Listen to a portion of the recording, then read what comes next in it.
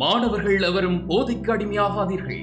அடிமையானவர்கள் மீண்டதாக சரித்திரமில்லை. எனவே உங்களையும் சமூகத்தையும் பாதுகாத்துக் கொள்ளுங்கள். உங்கள் நலன் கருதி கல்வி டிவி. வணக்கம் பிள்ளைகளே. கல்வி டிவி வழங்கும் இலவச இணையவழி கல்வி சேவையினூடாக இணைந்து கொண்டிருக்கும் அனைத்து மாணவ செல்வங்களுக்கும் எனது இன்னொரு வணக்கத்தை கூறிக்கொண்டு, நாங்கள் தரம் 10 விஞ்ஞான பாடப்பரப்பில் இருக்கிற நேர்கோட்டு இயக்கம் என்ற பாடத்தை கடந்த வகுப்பில் பார்த்துருக்கோம். அதில் தூரமண்டா என்ன, இடப்பெயர்ச்சியண்டா என்ன, ரெண்டுக்குமான டிஃப்ரென்ஸ் என்ன, அதில் இருக்கிற கணக்குகள் கொஞ்சம் செஞ்சு பார்த்துருந்தோம். இப்போ அதனுடைய தொடர்ச்சியாக கதியண்டா என்ன, சீரான கதியில் ஒரு வாகனம் போகுதண்டா என்ன, சராசரி கதியை எப்படி கண்டுபிடிக்கிறது, வேகமண்டா என்ன, சீரான வேகமண்டா என்ன, இதுகளை பற்றி கொஞ்சம் விளக்கமாக இங்கே பார்க்க போகிறோம். ஓகே, பாடத்துக்குள்ளே போவோம். நாங்கள் கதியை பற்றி இன்றைக்கு பார்க்க போகிறது கதி, ரைட்? ஓகே, நேர்கோட்டு இயக்கத்தினுடைய தொடர்ச்சி, ரைட்? தூரம் இடப்பெயர்ச்சியும் பார்த்துட்டோம். தூரமண்டா என்ன, இடப்பெயர்ச்சியண்டா என்ன, 2 மீட்டரில் அளக்கிறது, எண்ணிக்கணியம்டா என்ன, காவிக்கணியம்டா எல்லாம் கடந்த வகுப்பு வீடியோவில் பார்த்துட்டோம். இன்றைக்கி பார்க்க போகிறது கதி. கதி இங்கிலீஷில் ஸ்பீடுன்னு சொல்லுவாங்க. என்ன ஸ்பீடில் போகுதுன்னு சொல்லுவாங்க. வாகனங்கள்லாம் போகும் ரோட்டில் பார்த்துருப்பீங்க தானே, என்ன ஸ்பீடுன்னு சொல்லுவாங்க, ரைட்? ஓகே, கதியண்டா என்ன அப்படின்னு பார்த்தோம்னால் ஒரு செகண்டுக்கு எவ்வளவு தூரம் வாகனம் போகுது, புரியுதா? அதாவது ஒரு செகண்டில் ஒரு அலகு நேரத்தில் எவ்வளவு தூரம் வாகனம் போகுதுன்றது தான் கதி என்று சொல்லி விளக்கணப்படுத்துகிறாங்க. கதிக்கு ஒரு ஈக்குவேஷன் ஒன்று சொல்கிறாங்க. கதி சமன் தூரம் கீழே நேரம், இப்படி ஒரு சமன்பாடு கதிக்கு சொல்லியிருக்காங்க.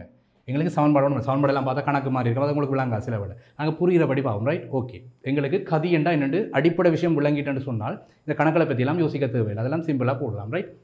கதி என்றால் முதல்ல என்னென்றால், நீங்கள் இப்போ மோட்டர் பைக் ஓடுவீங்க தானே, மோட்டர் பைக்கில் ஒரு மீட்டர் இருக்கும், நீங்கள் போகிற வேகத்தை காட்டுறது. உண்மையாக வேகத்தை காட்டுறது கிடையாது, சரியாக புரிஞ்சுக்கணும். கதி வேறு, வேகம் வேறு, ரைட்?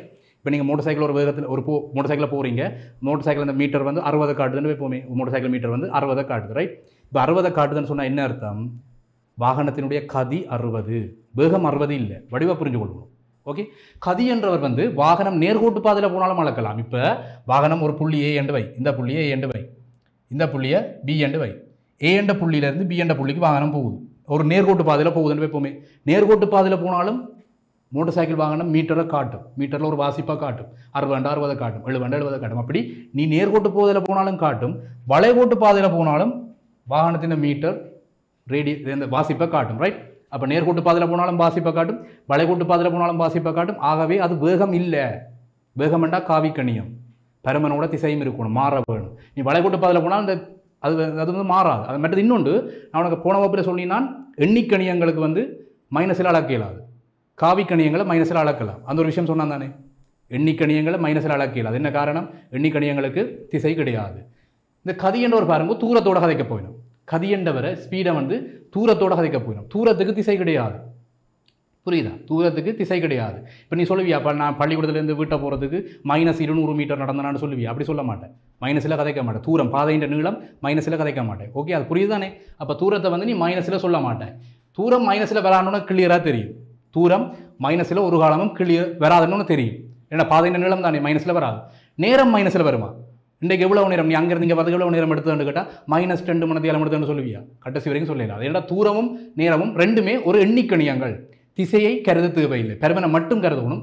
ஸோ தூரமும் எண்ணிக்கணியம், நேரமும் எண்ணிக்கணியம் என்றால் கதி மட்டும் இப்படி காவிக்கணியமாக இருக்கும், வாய்ப்பில்லை. அது கதியும் என்பதும் ஒரு எண்ணிக்கணியம்.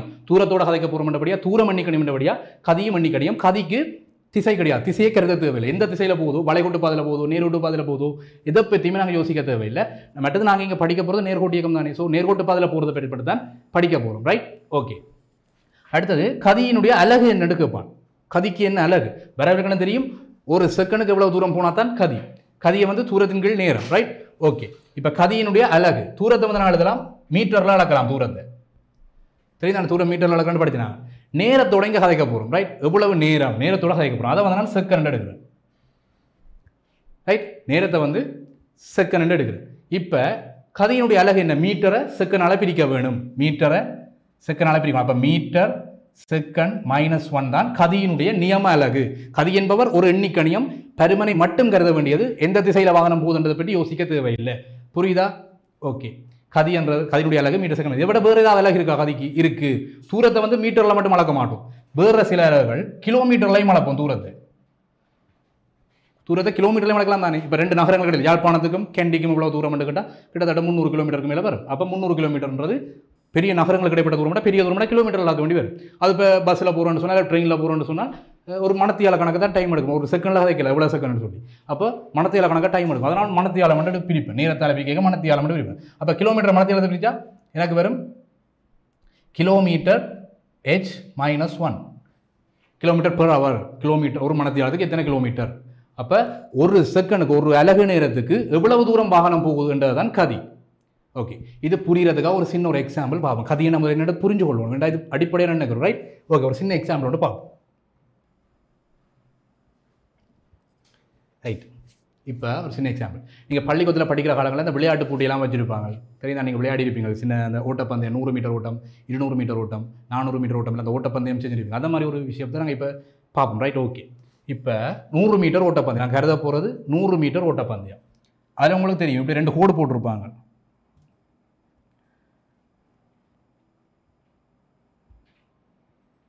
அந்த 100 மீட்டர் ட்ராக்கில் வந்து பார்த்தீங்கன்னா இங்கே வந்து ஸ்டார்ட், இது வந்து தொடக்க புள்ளி, ரைட்? இங்கே வந்து முடிவு புள்ளி.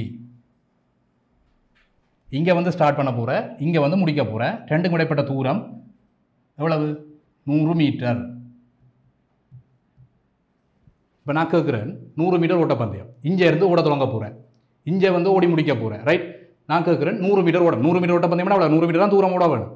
நான் கேட்குறேன் இந்த 100 மீட்டர் தூரம் மாறக்கூடியதா, மாறாததா, மாறாமல் அப்படியே இருக்குமா? இல்லை என்ன இது, இந்த 100 மீட்டர் தூரத்தை கூட்டலாமா, குறைக்கலாமா, மாறாமல் இருக்குமா? அதுதான் என்னுடைய கேள்வி. 100 மீட்டர் ஓட்டப்பந்தயத்தில் இந்த 100 மீட்டர் தூரத்தை இப்போ ஓடிக்கொண்டிருக்கீங்களா, டக்குனு தூரத்தை குறைச்சி விடலாமா? இழுத்து குறைச்சி விடலாமா? குறைக்க இல்லாது. கூட்டி விடலாமா? கூட்டி விட இல்லாது. அப்போ தூரம் என்றது ஒரு மாறாத பெருமானம் இங்கே ஓட்டப்பந்தயத்தை பொறுத்தவரையில், ரைட்? அப்போ தூரம் மாறாது. தூரம் வந்து ஒரு மாறாது. ஏன்னா 100 மீட்டர் ஓட்டப்பந்தயம் தானே. ஓகே, இப்போ 2 பேர் ஓடுறாங்க. ஒருத்தன் குமார், இன்னொருத்தன் டவி. 2 படியில் ஓடுறாங்க, சரி? இங்கே இருந்து தான் ஸ்டார்ட் பண்ண போகிறோம். அப்போ நாங்கள் நேரத்தை இங்கே இருந்து தொடக்குவோம். நேரத்தோடு தான் கதைக்கணும். கதை என்ன பார்த்து நாங்கள் ஒரு அலகு நேரத்துக்கு எவ்வளவு தூரம் போகுது, ஒரு செகண்டுக்கு எவ்வளவு தூரம் போகுது. அப்போ நேரத்தோடு கதைக்கணும் தூரத்தை, அதுதான் கதி. தூரத்தை நேரத்தால் பிரிச்சா கதி, ரைட்? இங்கே நான் நேரத்தை அளக்க போகிறேன். t=0 second. இங்கே வந்து 0 செகண்ட். இப்போ டைம் இந்த ஸ்டொப் வாட்ச் வச்சிருப்பாங்க கையில், இங்கே பார்த்துருப்பீங்க ஸ்கூல் வழியே. ஸ்டொப் வாட்ச் வச்சு அடிப்பாங்க. ஸ்டொப் வாட்ச்லாம் நேரத்தை அளக்குறது, ரைட்? அப்போ ஓட்டம் அந்த பிசில் அடிச்ச உடனே ஸ்டொப் வாட்ச் அமர்த்தி விட்ருவான், டக்குனு 2 பேரும் ஓட ஆரம்பிச்சிருவாங்க. அப்போ இந்த முடிவில் ஒரு ஸ்டொப் வாட்ச் உடனே, ரைட்? அவர் வந்து இவ்வளோ நேரத்துக்குள்ளே வந்தவர் 2 அடிப்பு அமர்த்தி பார்ப்பார், ரைட்? ஓகே, இங்கே வந்து குமாருக்கு பார்த்தீங்கன்னு சொன்னால் இந்த 100 மீட்டர் முடிக்கிற இடத்துல குமார் வந்து 10 செகண்ட் நேரத்தை எடுத்துட்டான். இங்கே இருந்து தொடக்கினவர், 0ல் இருந்து தொடக்கினவர், நேரம் 0ல் இருக்க தொடக்கினவர், தூரமும் இப்போ 0 தானே. ஓகே, அங்கேருந்து வெளிக்கிட்டு ஓடுறார், கடைசி முடிச்சிட்டார். 100 மீட்டரை முடிக்கிறதுக்கு அவர் 10 செகண்ட் எடுக்கிறார். டவி என்றவர் பார்த்தீங்கன்னு சொன்னால் இந்த 100 மீட்டர் ஓடி முடிக்கிறதுக்கு குமார் மாதிரி இங்கே தொடக்கி அங்கே முடிக்கிறதுக்கு 100 மீட்டர் ஓடி முடிக்கிறதுக்கு அவருக்கு 15 செகண்ட் எடுத்துருக்குது. 15 செகண்ட் எடுத்துருக்குது. இதில் இன்னொரு விஷயம், முக்கியமான விஷயம், 2 பேருமே ஓடினது 100 மீட்டர் தூரம் தான், கூடவும் இல்லை குறையவும் இல்லை. 2 பேரும் ஓடினது 100 மீட்டர் தூரம் தான், ரைட்? ஓகே, அப்போ 100 மீட்டர் தூரம், சரியா? ஓகே, இப்போ இதில் ஒரு விஷயம் நாங்கள் ஃப்ரெண்ட்ஸுக்குள்ளே கதை பண்ணாங்க. இப்போ லெவல் படிக்கக்குள்ள நான் கதைப்போம் ஃப்ரெண்ட்ஸுக்குள்ளே. இப்போ குமார் வந்து இந்த 100 மீட்டர் ஓட்டத்தை 10 செகண்டில் ஓடிட்டான் அப்படின்னு சொல்லுவோம். கொஞ்சம் ஸ்பீடாக ஓடிட்டான்னு சொல்லுவோம். சும்மா நடைமுறை வாழ்க்கையில் அப்படி தான் கதைப்போம். என்ன ஒருத்தன் கொஞ்சம் நேரத்தில் ஓடிட்டான்னு சொன்னால், டக்குன்னு ஓடிட்டான்னு சொன்னால் என்ன சொல்லுவோம்? ஸ்பீடாக ஓடிட்டான். மோட்டர் சைக்கிள் எல்லாம் வாகனத்தில் போகுது, ரோட்டில் போகுது, ஸ்பீடாக போகுதுன்னா என்ன அர்த்தம்? கொஞ்சம் நேரத்தில் டக்குன்னு கனதூரம் போடுது.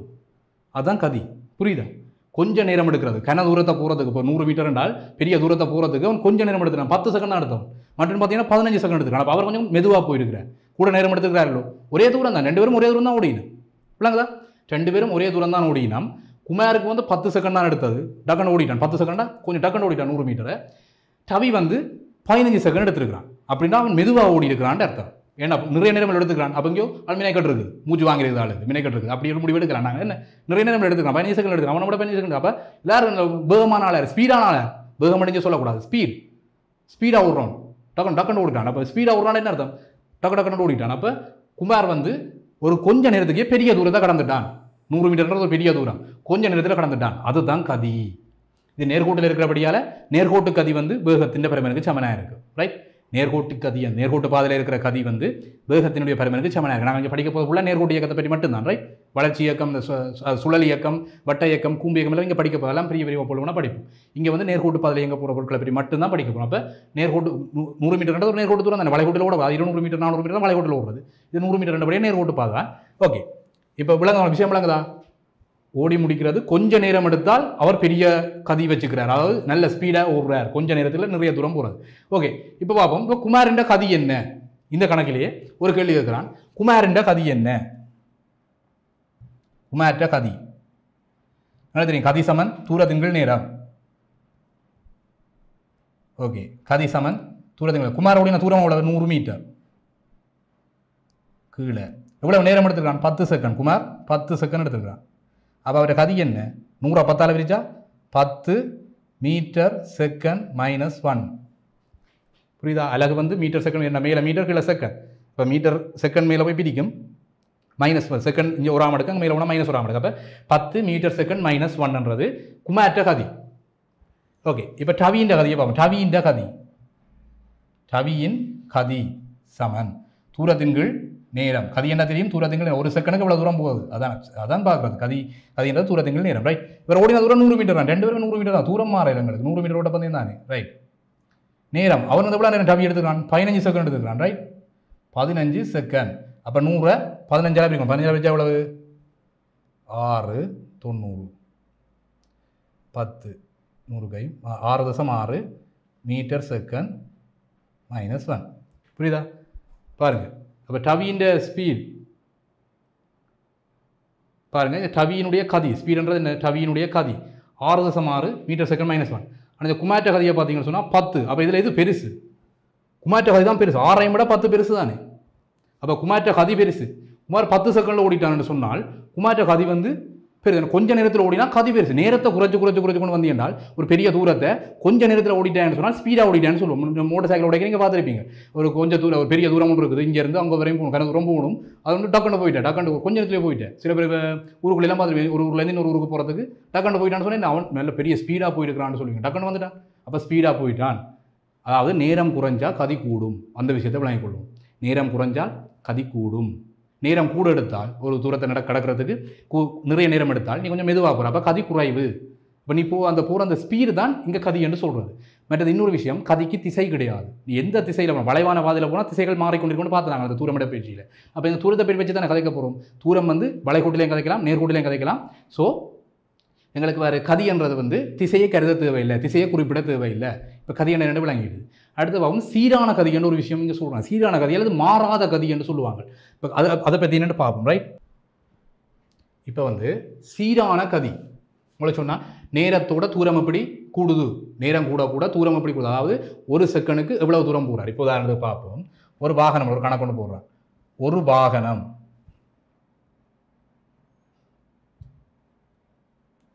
இப்போ இன்னொரு கேள்வி ஒன்று கேட்குறான்னு வையன். இப்போ ஒரு வாகனம் உண்டு சீரான கதியில் போகுது அப்படின்னா என்ன அர்த்தம்? அப்படி ஒரு கேள்வி கேட்குறான். ஒரு வாகனம் சீரான கதியில் போகுது என்பதிலிருந்து நீர் புரிந்து கொள்வது என்ன? நான் சொன்னான், ஒரு வாகனத்தினுடைய மீட்டர் காட்டுறது வேகத்தை கிடையாது, கதியை காட்டுறது. ஒரு செகண்டுக்கு எவ்வளவு தூரம் போகுதுன்றதை கதியை காட்டுறது தான் மீட்டர். அப்போ கதி சீரான கதியாக இருக்குன்றால் மீட்டரில் எந்த ஒரு மாற்றமும் இருக்காது. 60 இருக்கும், கூடவும் மாட்டுது குறையவும் மாட்டுது. மற்றது பாருங்க, மீட்டர் வந்து -ல் வராது, சைபர்லேருந்து தான் தொடங்கும், -ல் வராது. அப்போ நீங்கள் கிளியராக சொல்லலாம், கதியை -ல் அளக்க இயலாது. கதி ஒரு எண்ணிக்கணியம், -ல் அளக்க இயலாண்டா அது ஒரு எண்ணிக்கணியம், பருமனை மட்டும் கருத வேண்டியது. புரியுதா? ஓகே. இப்போ கதி ஒன்று சீரான கதி, சீரான கதியில் வாகனம் போகுதுன்றால் வாகனம் அந்த ஸ்பீட் மீட்டர் இருக்கு தானே, அது வந்து மாறாமல் இருக்கும். அப்படின்னா என்ன அர்த்தம்? ஒவ்வொரு செகண்டுக்கும் இப்போ 0 செகண்டில் ஸ்டார்ட் பண்ணுறேன், புரியுதா? இங்கேருந்து நேரத்தை போடுறேன், இங்கே வந்து தூரத்தை போடுறேன். நேரம், அதாவது நேரம் ஒரு 0 செகண்டில் எனக்கு தூரம் 0, அப்போ 0 செகண்டில் 0 மீட்டர் என்ற தூரம், ரைட்? ஓகே. இப்போ ஒரு செகண்ட் வந்து 0லேருந்து ஒரு செகண்டுக்கு போய்க்குள்ள தூரம் வந்து எனக்கு 3 மீட்டர் இருக்குது. அது ஒரு செகண்டில் 3 மீட்டர் போயிட்டேன். இப்போ எனக்கு 2வது செகண்டுக்கு வரைக்கும் 6 மீட்டர் போகிறேன், ரைட்? இப்போ எனக்கு 3வது செகண்ட் வரைக்கும் 9 மீட்டர் போகிறேன். இப்போ கேட்குறாங்க இந்த ஒவ்வொரு இதுக்கும் கதியை கண்டுபிடிக்க சொல்லி. இப்போ ஸ்டார்ட்ல இருந்து 0 செகண்ட்ல இருந்து 1வது செகண்டுக்கு வாகனம் போன தூரம் 3 மீட்டர், ஒரு செகண்டில் 3 மீட்டர் போட்டான். இப்போ படத்தில் போகிறவங்க விளங்க பாருங்க, இங்கே வந்து ஸ்டார்ட், இங்கே வந்து முடியுது. Right, okay right. இங்கே வந்து நான் டி நேரத்தை அளக்க போகிறேன், சைபர்லேருந்து அளக்க போகிறேன், 0 செகண்ட்லேருந்து. ரைட், ஸ்டொப் வாட்சை வச்சு அமர்த்துறது தானே, ஸ்டொப் வாட்சை சைபர்லேருந்து தான் அளப்போம். என்ன நேரம் அளக்கிறது தான் உங்களுக்கு ஸ்டொப் வாட்சை சைபர்லேருந்து அளப்போம். ரைட், இங்கேருந்து ஒரு வாகனத்தை விட போகிறோம். ரைட், இங்கேருந்து ஒரு வாகனம் வந்து ஓடுதுன்னு வைங்க, இந்த திசையில் ஓடுது. திசை வந்து நாங்கள் தேவையில்லை, இந்த திசையில் ஓடுதுன்னு தேவை, நேர்கோடு பாதை தான், கதிக்கு திசை தேவையில்லை. Right, okay.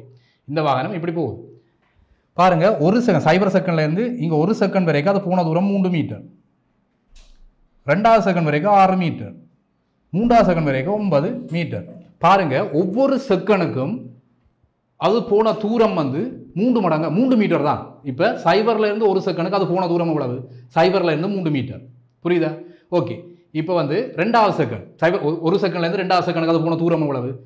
இங்கே 3 மீட்டர், இங்கே 6 மீட்டர். அப்போ 6லேருந்து 3 போனால் 3 மீட்டர். அப்போ ஒவ்வொரு செகண்டுக்கும் வாகனம் போன தூரம் ஒவ்வொரு செகண்டும் தனித்தனியாக கணிக்கணும். புரியுதா? பாருங்கள், இங்கே 1 செகண்ட் 0லேருந்து செகண்ட் 1 செகண்ட் போயிருக்கு, 1 செகண்ட் நேரம் கூடியிருக்குது. அப்போ தூரம் எவ்வளவு கூடியிருக்குது? 0லேருந்து 3க்கு கூடியிருக்குது. அப்போ இந்த இடத்துல கதி எவ்வளவு? தூரத்தின் கீழ் நேரம். 3 மீட்டர் தூரத்தை 1 செகண்டால் பிரித்தா கதி எவ்வளவு? இந்த இடத்துல கதி 3 மீட்டர் செகண்ட் -1.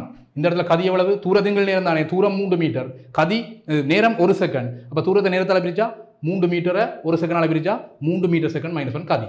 இப்போ இந்த படிக்கவா தூரத்திங்கள் நேரம், அதே தூரத்திங்கள் நேரம் இங்கே 6 மீட்டர் இருக்குது, 6 மீட்டர் இருக்குது. 6 மீட்டர் தூரம் 0லேருந்து தொடங்கி 6 மீட்டர், 0லேருந்து நேரம் தொடங்கி 2 செகண்ட். அப்போ 6 மீட்டர் தூரத்தை 2 செகண்டில் போனால் 1 செகண்டில் எவ்வளோ தூரம் போயிருக்கு?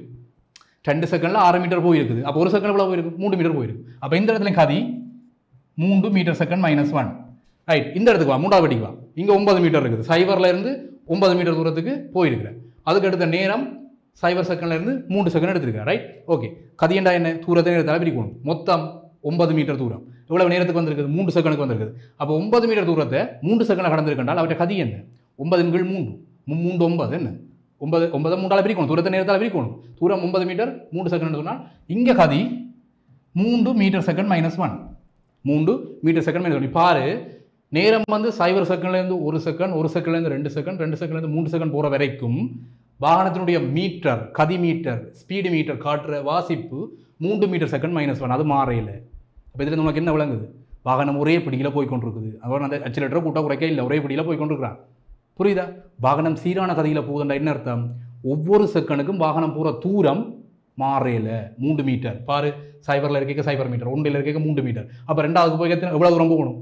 6 மீட்டர் போகணும். அடுத்த 3வது போய் எவ்வளோ தூரம் போகணும்? 9 மீட்டர் போகணும். இதுதான் என்ன? சீரான கதி. Right, okay.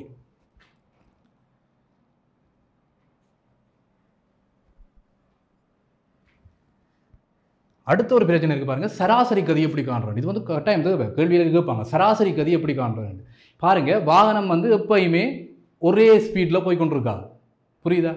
ரோட்டில் நீங்கள் பார்த்துருப்பீங்க, மோட்டர் சைக்கிள் ஓடிருப்பீங்க, பஸ்ஸில் போயிருப்பீங்க, ரோட்டில் நீங்கள் பார்த்துருப்பீங்க. வாகனம் எப்பயுமே ஒரே வேகத்தில் ஒரே கதியில் போகுமா? இந்த ஸ்பீட் மீட்டர் இருக்குது தானே, பஸ்ஸுக்கு பக்கத்தில், டிரைவருக்கு பக்கத்தில் நீங்கள் உட்காந்து வரைக்கும் பாருங்கள், இந்த ஸ்பீட் மீட்டரை பாருங்கள், எப்பயுமே 60ல் இருக்காது, திடீர்னு 80க்கு வரும். அவர் கொஞ்சம் ஸ்பீடாக ஆக்சிலேட்டர் கொடுத்தோன்னா 80க்கு போயிடும். டக்குனு ஒரு பிரேக் அடிச்சோன்னே 80லேருந்து குறைஞ்சு ஒரு 20 10 வந்து 0க்கு வந்துடும். ஆக்களை ஏற்றோன்னு மட்டும் பஸ்ஸை நிப்பாட்டணும். அப்போ அந்த ஸ்பீட் மீட்டரை பாருங்கள், அவர் வளைஞ்சு பின்பக்கம் வந்து 0க்கு வந்துடும். ஸ்பீட் மீட்டர் 0 காட்டுதுன்றால் அது என்ன? நேரம் ஓடிக்கொண்டிருக்கும். நேரம் 0லேருந்து 1 செகண்ட் ஓடிக்கணும், ஆனால் தூரம் ஒன்றும் இருக்காது. வடிவா பாருங்க, இப்போ ஒரு வாகனம்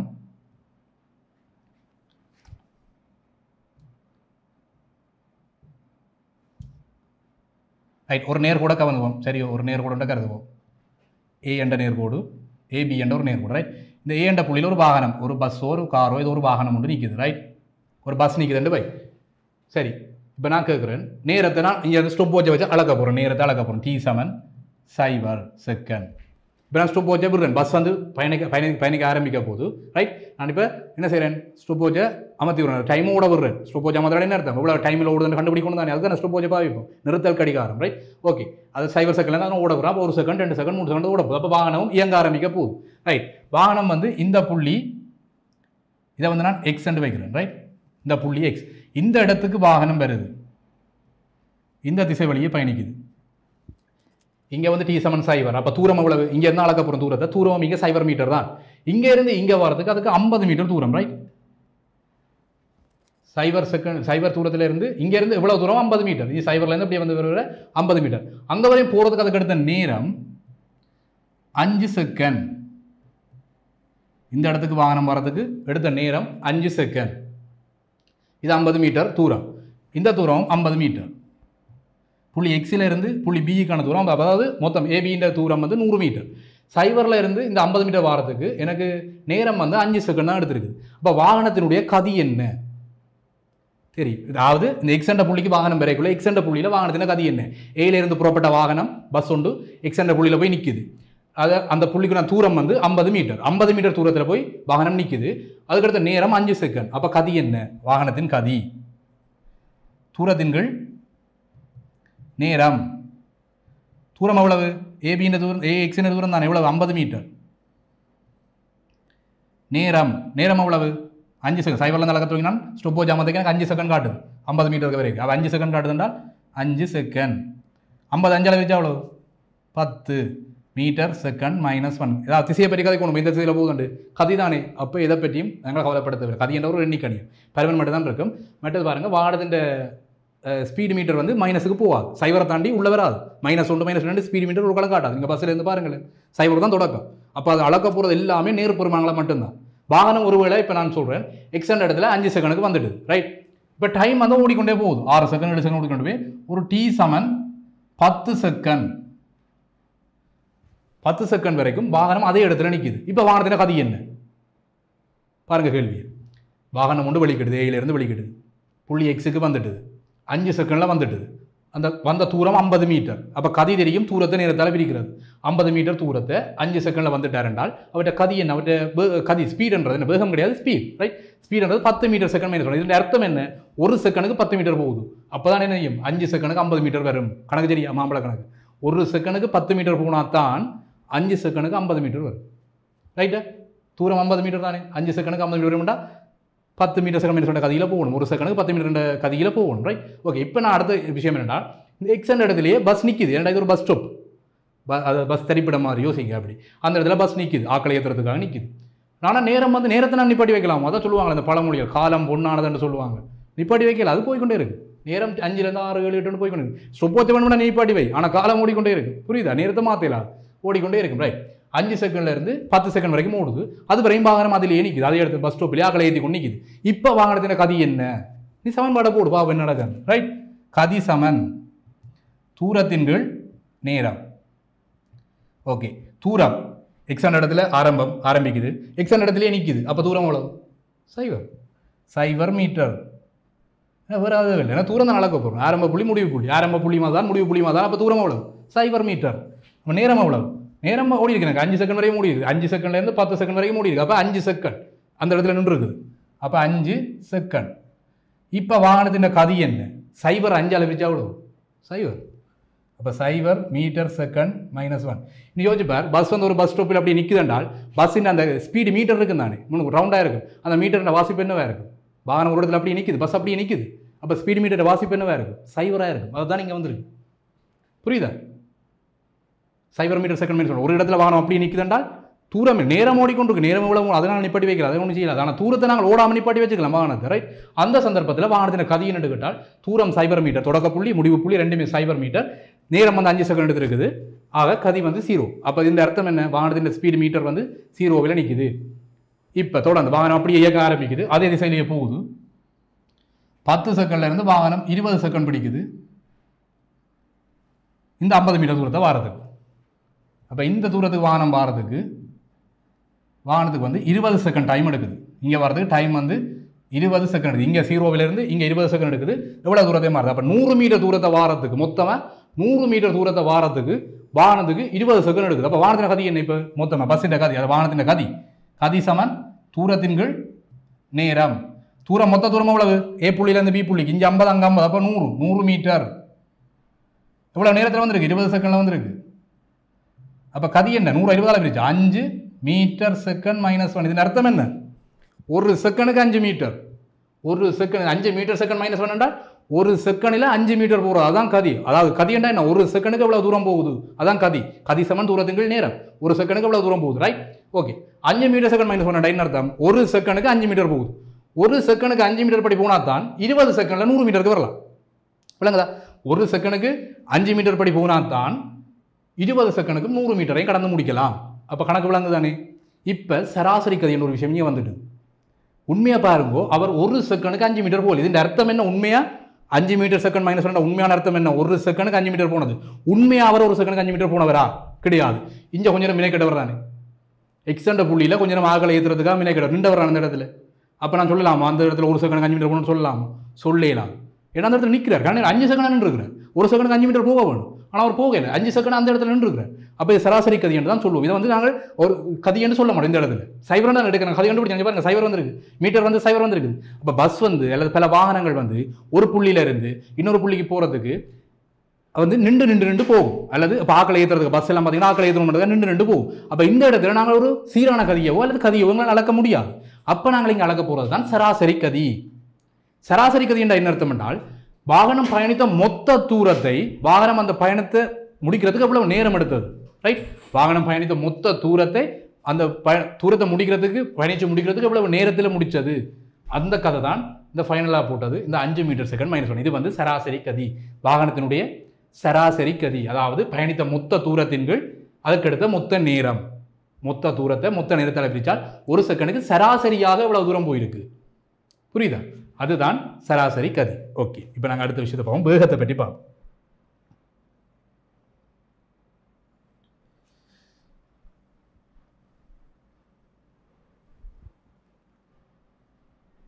ஓகே,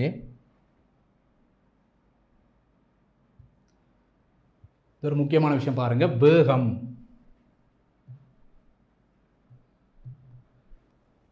வேகம் வந்து பாருங்க, இப்போ 2 புள்ளிகளை கருதுவோம், ரைட்? ஒரு புள்ளி ஏ, இன்னொரு புள்ளி பி, ரைட்? இது ஒரு நேர்கோடு. நாங்கள் நேர்கோடு இதை பற்றி மட்டும் தான் படிக்க போகிறோம், ரைட்? நேர்கோடு. இங்கே ஒரு வாகனம் நிற்குது, ஏ என்ற புள்ளியில் ஒரு வாகனம் நிற்குது, பி என்ற புள்ளியில் இன்னொரு வாகனம் நிற்குது, ரைட்? ஏ என்ற புள்ளியில் வாகனம் வந்து ஓய்வில் நிற்குது. ஓய்வில் நிற்குதான ஒரு நிறைய கணக்குகள் பார்ப்போம். ஓய்வில் நிற்குதுன்னு நீங்கள் புரிஞ்சு கொள்ளணும். வாகனத்தினுடைய ஆரம்ப புள்ளியில் அதின் வேகம், ஆரம்ப புள்ளி ஏதானே, ஆரம்ப புள்ளியில் வாகனத்தின் வேகம் ஆரம்ப வேகம். புரியுதா? ஆரம்ப புள்ளியில் வாகனத்தின் வேகம் ஆரம்ப வேகம். அதை வந்து நாங்கள் இப்போ எல்லா கணக்கிலையும் ஆரம்ப வேகம் எழுதி கொண்டு நிற்கலாது. அதை வந்து நாங்கள் என்ன செய்வோம், சிமோலா குறியீட்டில் ஸ்மால் யூ வந்து குறிப்போம். ஸ்மால் யூவில் குறித்தோம்னா அது வந்து ஆரம்ப வேகத்தை குறிக்கும். ஆரம்ப புள்ளியில் வாகனத்தின் வேகம் என்னவோ அதுதான் ஆரம்ப வேகம். அதனால் ஸ்மால் யூ வந்து குறிப்பேன். இந்த இறுதி புள்ளி பி என்ற புள்ளியில் இறுதி வேகம், இறுதி புள்ளியில் வாகனத்தின் வேகம் இறுதி வேகம். இந்த இறுதி வேகத்தை வந்து நான் குறிக்க small V, capital V, small வியில் குறிப்பேன், ரைட்? ஸ்மால் வி, இது ஸ்மால் யூ, இது ஸ்மால் வி, சின்ன வி, சின்ன யூ, சின்ன வி, ரைட்? ஆரம்ப வேகம் இறுதி வேகத்தை இப்படி குறியீட்டில் குறிக்கிறதும் இருக்குது. அந்த முறையும் இருக்குது, தெரிஞ்சு வச்சு கொள்ளுங்க. ஆரம்ப புள்ளியில் வாகனம் என்ன வேகத்தில் நிற்குதோ அது ஆரம்ப வேகம், இறுதி புள்ளியில் வாகனம் என்ன வேகத்தில் நிற்குதோ அது இறுதி வேகம், ரைட்? இப்போ வேகமண்டா என்ன, வேகமண்டா என்ன, ரைட்? வேகத்துக்கு ஒரு சமன்பாடு இருக்குது பாருங்க. சமன்பாடுல நாங்கள் போவோம், ரைட்? வேகம் இடப்பெயர்ச்சியின் கீழ் நேரம். வேகமண்டா என்ன? இடப்பெயர்ச்சியின் கீழ் நேரம். அதாவது 1 செகண்டுக்கு எவ்வளவு தூரம் இடம்பெயர்ந்தது. கதியண்டா என்ன? 1 செகண்டுக்கு எவ்வளவு தூரம் போனது. தூரம் போகிறேன்டா எங்களை தூரம்ண்டா வளைகோட்டிலையும் பெறும், நேர்கோட்டிலையும் பெறும், இல்லை எப்படியோ தூரத்துக்கு திசையும் கிடையாது. தூரம் வந்து மைனஸில் வராது. ஆனால் நாங்கள் போன வகுப்பில் பார்த்தாங்க இடப்பெயர்ச்சி மைனஸில் வரும். இப்போ வாகனம் கொஞ்சம் தூரம் முன்னுக்கு போட்டு அப்போ நாங்கள் அந்த திசையில் அளக்க போகிறோம். பின்னுக்கு கன தூரம் வந்துட்டுன்னு சொன்னால் அது மைனஸ். அளக்க போகிற திசைக்கு எதிர் திசையில் இருக்குது. அப்போ அது மைனஸ். நாங்கள் எண்கோடெல்லாம் போட்டு படிச்சு நாங்கள் ஞாபகம் இருக்கா? இப்படி ஒரு எண்கோடு, இங்கே சைபர், இங்காலெல்லாம் +1 2 3, இந்த திசையில் வந்து ப்ளஸ், இந்த திசையில் வந்து மைனஸ், -1 -2 பேர், ரைட்? அப்போ இங்கே சென்டரில் இங்கே தான் அளக்க போகிறோம். சைவரில் தான் நாங்கள் நேரத்தையோ வேகத்தையோ எல்லாத்தையும் அளக்க போகிறோம். சைவரில் தான் அளக்க போகிறோம். அப்போ வாகனம் இந்த திசையில் போச்சென்றால் அது வந்து ப்ளஸ், ஏன்னா இங்கே ப்ளஸ்ங்கள் தானே இருக்குது. எதிர் திசையில் போச்சேன்னு சொன்னால் மைனஸ், ரைட்? ஓகே. இப்போ வேகமண்டா இடப்பெயர்ச்சிகள் நேரமன்ற சமன்பாடை நாங்கள் எப்பயுமே கிளியராக புரிஞ்சு வச்சுக்கலாம். அடிப்படையான ஒரு சமன்பாடு, ரைட்? இதுக்குரிய அழகொண்ட பார்ப்போம். வேகத்தின் அழகு எப்படி வரும்? இடப்பெயர்ச்சி நான் மீட்டரில் அளப்பேன், நேரத்தை வந்து செகண்ட் அளப்பேன். அப்போ இடப்பெயர்ச்சி மீட்டர், நேரம்ன்றது செகண்ட், ரைட்? அப்போ வேகத்தின் அலகு மீட்டர் செகண்ட் -1. கதியின் அலகும் வேகத்தின் அலகும் சமன், மீட்டர் செகண்ட் -1. அடுத்து பாருங்க, வேகத்துக்கு திசை இருக்கா? இருக்கு. வாகனம் எந்த திசையில் பயணிக்குதோ அந்த திசையில் வாகனத்துக்கு வேகம் இருக்கு, ரைட்? வாகனம் எந்த திசையில் பயணிக்குதோ அந்த திசையில் வாகனத்துக்கு வேகம் இருக்கு. ஓகே. இப்போ இந்த சமன்பாடு ரொம்ப ரொம்ப முக்கியமான ஒரு சமன்பாடு. வேகம் சமன் இடப்பெயர்ச்சிகள் நான் நேரம்ன்றது. அடுத்து இந்த வேகம் கதிக்கான வேறுபாடுகள் என்னன்றது உங்களுக்கு புரிஞ்சிருக்கும். வேகத்துக்கு வந்து நாங்கள் திசையை கருத வேணும், கதிக்கு கருத தேவையில்லை. ஸோ இதை பற்றின விஷயங்கள் உங்களுக்கு புரிஞ்சிருக்கும். இது தொடர்பான அடுத்தடுத்த வகுப்புகளில் தொடர்ச்சியாக இது தொடர்பான கணக்குகளை நாங்கள் பார்ப்போம். ரைட், ஓகே, நன்றி மாணவர்களே. கல்வி டிவியில் புத்தம்புது நிகழ்ச்சிகளை உடனுக்குடன் பார்த்து மகிழ எமது ஃபேஸ்புக் மற்றும் யூடியூப் பக்கத்தை லைக் செய்யுங்கள்.